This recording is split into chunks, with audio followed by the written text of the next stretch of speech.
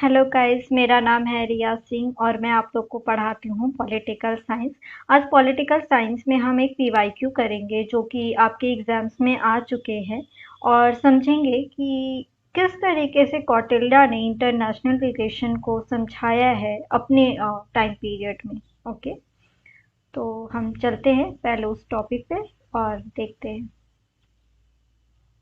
चलिए, उनका जो बंडल सिद्धांत है, इसमें इन्होंने एक तरीका बताया था कि किस तरीके से जो हम हैं, एक राजा है, एक किंग है, वो अपने राज्य को दूसरे राज्य से प्रोटेक्ट कर सकता है और उसको किस तरीके के रिलेशन बनाने चाहिए। इसके लिए बहुत ज़्यादा इम्पोर्टेंट ये है, जिसमें इसके लिए बहुत ज़्यादा इम्पोर्टेंट ये है कि उन्होंने 12 किंग्स की बात की थी और वो उन्होंने ना 12 सर्कल्स की बात की थी। और वो बोलते हैं कि जब हम 72 यानी 72 एलिमेंट्स को कंपेयर करते हैं, उनको पढ़ते हैं, कैलकुलेट करते हैं, तो हम कभी भी हार नहीं सकते। वो राजा कभी भी हार नहीं सकता जो 72 एलिमेंट्स जो है सॉवरेनिटी के, उसको स्टडी करके जाता है एक युद्ध में, वो राजा कभी भी हार नहीं सकता है। और इस तरीके से वो समझाते हैं कि हमारा जो रिलेशन है वो हमारे अलग अलग नेबर्स कंट्री के साथ किस तरीके का हो सकता है। जिसमें सबसे पहले जिस राजा की हम बात करते हैं, जिस राजा की बात कौटिल्य कर रहे हैं, वो राजा विजिगीषु है। विजिगीषु को आप व्हाइट सर्किल में देख सकते हैं। व्हाइट सर्किल में विजिगीषु है। विजिगीषु एक ऐसा किंग है जिसे जीतना है, जिसकी बात कौटिल्य कर रहे होते हैं। इसके रूल को याद करने का एक बेस्ट तरीका ये है कि कौटिल्य इसकी बात करते हुए ये बोलते हैं कि जो विजिगीषु है वो हमेशा जीतना चाहता है और रूल ये रहेगा कि जो उस कभी भी किसी भी कंट्री का जो नेक्स्ट कंट्री होगा, neighbour country, just neighbour country होगा, वो उसका एनिमी होगा। वो कभी भी फ्रेंड जोन में नहीं रह सकता। इसीलिए विजिगीषु का जैसे भी नेक्स्ट हमारे सामने वाली जो कंट्री है, जो हमारी सेम सामने वाली नेबर कंट्री होगी, वो हमारी अरी होगी। अरी का मतलब है एनिमी होगी। ठीक है, जैसे आप इंडिया और पाकिस्तान को देख सकते हैं ना, वो हमारे पड़ोसी कंट्री में है और वो हमारे एनिमी में भी आते हैं। अब अरी अगर एनिमी है तो अरी के जस्ट बगल वाला क्या होगा? अरी के जस्ट बगल वाला अरी का एनिमी होगा, लेकिन विजिगीषु यानी मेरा, यानी वो जो किंग है जिसकी बात कौटिल्य कर रहे हैं, वो उसका क्या होगा? मित्र होगा। ठीक है, वो उसका मित्र होगा। ये विजिगीषु का रिलेशन है अरी के साथ और उसके अरी का जो रिलेशन है वो नेक्स्ट किसके तरफ जा रहा है? अपने जस्ट नेबर कंट्री की वो बात करेगा तो वो उसका दुश्मन होगा, लेकिन विजिगीषु का क्या हो रहा है? वो मित्र होगा।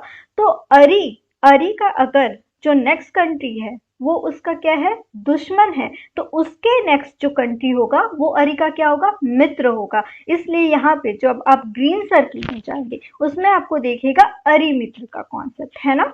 अरि मित्र क्या क्या मतलब हो गया कि अरि का मित्र है।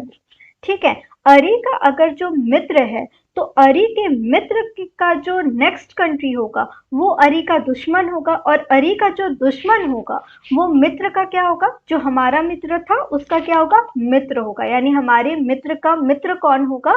उसके बगल वाला होगा। और अरि का वो क्या होगा? दुश्मन होगा, है ना, दुश्मन होगा। तो यहाँ पे जो थियोरी दी गई है वो मित्र मित्र की दी गई है। मित्र मित्र के बाद यानी विजिगीषु के मित्र का मित्र हमें मिल गया है, तो इसके बाद हम अरि का फिर से रिलेशन देखेंगे। तो जब हम अरि का रिलेशन देखते हैं तो हमें पता चलता है, क्योंकि यहाँ पे विजिगीषु का मित्र मिल गया है, तो अरि भी हमें फंसाने के लिए क्या करेगा? अरि अपने मित्र के मित्र के पास जाएगा, है ना। ये एक सर्किल है जो चलती है हमारे सामने वाले कंट्री के साथ। ये हमारे नेबर्स कंट्री की बात करते हैं हमेशा। ठीक है, उसको एक तरीके से और मैं समझाने की कोशिश करती हूँ जिससे आपको ये और इजी लगेगा। वो है थ्री थियरीज। जिस तरीके से मैं समझाती हूँ वो है थ्री थियरीज। थ्री थियरीज का मतलब ये हो गया कि हमेशा ये कंट्री, ये हमारा दुश्मन अगर होगा, ये अगर हम हैं, ये हमारा दुश्मन होगा, यानी ये हमारी नेबर कंट्री है, वो हमारे दुश्मन होगी, तो ये हमारा मित्र होगा और यही रिलेशन रिपीट होता रहेगा। ठीक है, इस तरीके से ये पूरा जो कैटेगरी है किंग्स की, 12 किंग्स की, वो चलती है। इधर हम देखते हैं 6 किंग्स को। कितने को देखते हैं? 6 किंग को। बाकी के 4, ये हमारे 6 क्या है? हमारे सामने वाले हैं। बाकी आते हमारे पीछे वाले, यानी विजिगीषु के जो 6 कंट्री आगे की बात कौटिल्य ने की है और फिर उन्होंने पीछे के किंग की बात की है।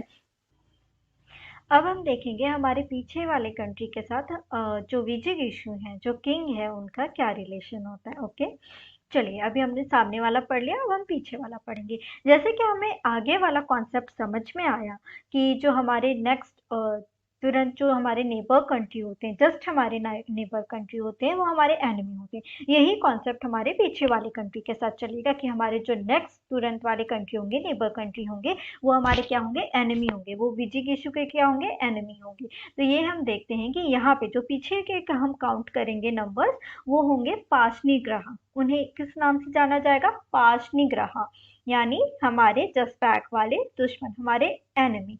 और अगर ये हमारे एनिमी है, तो अगर हमें अपने एनिमी को हराना है, तो हम क्या करेंगे, हम वही थर्ड पॉलिसी, हमें ये हमारे एनिमी है, इनको हराना है, ये मैं हूँ, ये हमारे एनिमी है, तो इन्हें हराने के लिए हम इस वाले कंट्री से क्या करेंगे, फ्रेंडशिप करेंगे। जिस कंट्री से हम फ्रेंडशिप कर रहे हैं, वो कंट्री हमारा अक्रांदा। कौन है, अक्रांदा। ठीक है, तो हमारा जो अक्रांदा होगा वो हमारा फ्रेंड होगा। वो क्या होगा, रियल वर्ड फ्रेंड होगा। ठीक है, फ्रेंड होगा, हमारा मित्र होगा।